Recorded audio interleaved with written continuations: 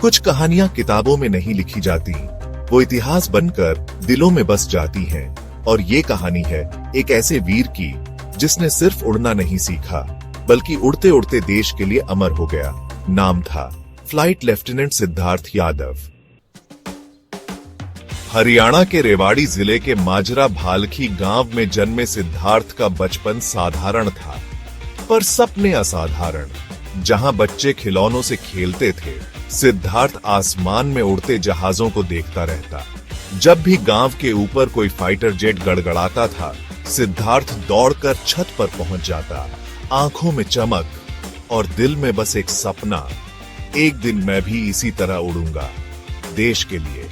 पिता सुशील यादव खुद वायुसेना से सेवानिवृत्त, दादा और परदादा भी भारतीय सेना में थे। देशभक्ति सिद्धार्थ के खून में थी। सिद्धार्थ जानता था कि फाइटर पायलट बनना आसान नहीं है। एनडीए की तैयारी उसने जुनून की तरह की। सुबह 5 बजे दौड़, फिर कोचिंग, फिर देर रात तक पढ़ाई। एक बार नहीं, 2 बार रिजेक्ट हुआ, लेकिन उसने हार नहीं मानी, क्योंकि सिद्धार्थ को खुद पर यकीन था। और फिर तीसरी बार चमत्कार नहीं, उसका मेहनत रंग लाई। उसका चयन भारतीय वायुसेना में हुआ। घर में खुशी का माहौल था। मां की आंखों में आंसू थे, पर वो आंसू गर्व के थे। जब सिद्धार्थ ने पहली बार वर्दी पहनी, तो उसने आईने में खुद को देखा और कहा, अब मैं सिर्फ बेटा नहीं, मैं भारत मां का सिपाही हूं। उसे फ्लाइट लेफ्टिनेंट की रैंक मिली और जगुआर स्क्वाड्रन में पोस्टिंग हुई। वो अब आसमान का शेर बन चुका था। वो अब सिर्फ उड़ नहीं रहा था, वो आसमान में देश का अभिमान बन गया था। 23 मार्च 2025 सिद्धार्थ की सगाई हुई दिल्ली की सानिया से। दोनों एक दूसरे को समझते थे, सपोर्ट करते थे। शादी नवंबर में तय थी। सानिया, तुम उड़ते हो और मैं तुम्हारे लिए दुआ करती हूं। सिद्धार्थ मुस्कुराया था। सिद्धार्थ, मैं उड़ता हूं ताकि तुम आजादी में जी सको। 3 अप्रैल 2025 रात का समय था। सिद्धार्थ एक नाइट ट्रेनिंग मिशन पर थे, जब उनका Jaguar fighter jet Jamnagar, Gujarat के पास उड़ रहा था। अचानक विमान में तकनीकी खराबी आ गई। इंजन फेल हो गया, आग लग गई। नीचे एक घना आबादी वाला इलाका था।